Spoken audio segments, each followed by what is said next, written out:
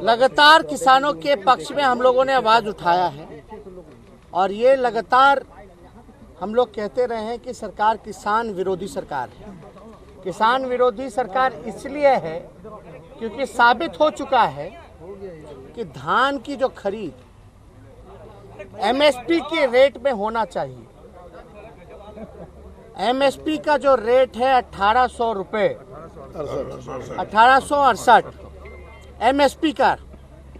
MSP मतलब minimum supporting price जो है, आपको उसी रेट में किसानों से खरीदना है। ये सरकार की नीति है। बिहार में 2 फसलों पर एमएसपी है, लेकिन आज सदन में जब ध्यान आकर्षण लाया गया, ध्यान आकर्षण लाने के बाद सरकार से पूछा गया कि धान की खरीद नहीं हो रही है, तो सरकार जो है जवाब देती है कि वो एमएसपी के रेट पे नहीं ले सकती। सेम ये शर्मनाक बात है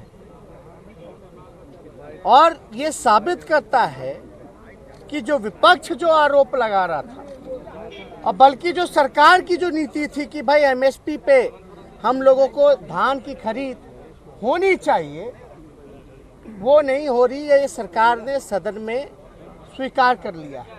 कहीं 900 रुपये में, कहीं 1000 रुपये में, कहीं 1100 रुपये में, और जितना धान की खरीद होनी चाहिए पूरे बिहार में, वो खरीद नहीं हो पा रही है।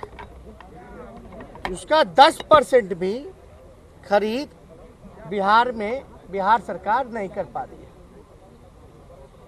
एमएसपी का क्या फायदा है? हम लोग लड़ाई लड़ रहे हैं कि और फसलों में भी एमएसपी आए, ताकि किसान जिस भूखमरी से, जो अन्नदाता है, जिस परेशानी से, तकलीफ से गुजर रहे हैं, जिस आर्थिक संकट से गुजर रहे हैं, उनके मेहनत का जो फसलों की जो मिनिमम जो कीमत होनी चाहिए वो उन तक पहुंचे।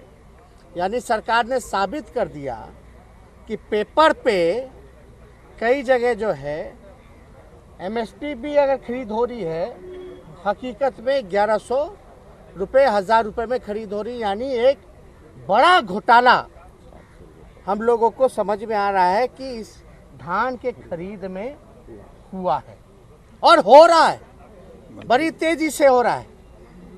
और सरकार जो है पूरी तरीके से संरक्षण देना, सरकार में बैठे हुए लोग पूरी तरीके से भ्रष्टाचार किस प्रकार से फैलाएं करें, ये पूरा डिपार्टमेंट में कृषि विभाग में हो रहा है। जब मंत्री ने ये बात कह दिया कि हम एमएसपी में नहीं ले सकते हैं, मिनिमम सपोर्टिंग जो प्राइस होना चाहिए, तो मंत्री जी को और नीतीश कुमार जी को, उनकी तो खैर शर्म और अंतरात्मा तो डूब मरी है।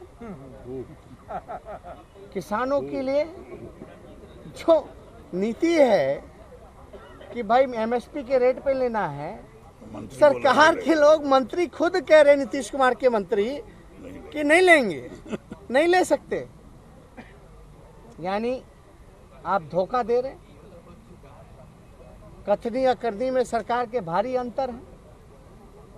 ये पूरे बिहार के किसानों को धोखा देने के बराबर है। आज इसलिए बिहार का किसान कमजोर है, दयनीय स्थिति में है।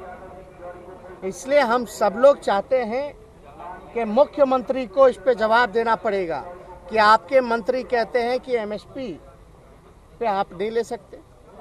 इसमें मंत्री को तुरंत रिजाइन करना चाहिए, हटाना चाहिए, बर्खास्त करना चाहिए ऐसे मंत्री को जो निकम्मे हैं, जिनसे खरीद नहीं हो पा रहा है एमएसपी पर। यानी ये स्वीकार कर लिया कि जो खरीद उन्होंने की भी है, जो 10% भी नहीं है, यानी वो 10% भी एमएसपी रेट पे नहीं है। ये तो हम लोग शुरू दिन से कह रहे हैं। और आप कहते हो कि किसान आंदोलन ना करें, आप कहते हो कि विपक्ष जो है वो आवाज ना उठाए। क्यों नहीं उठाएगा विपक्ष आवाज? आपकी नीति कुछ और है, आप करनी कुछ और है।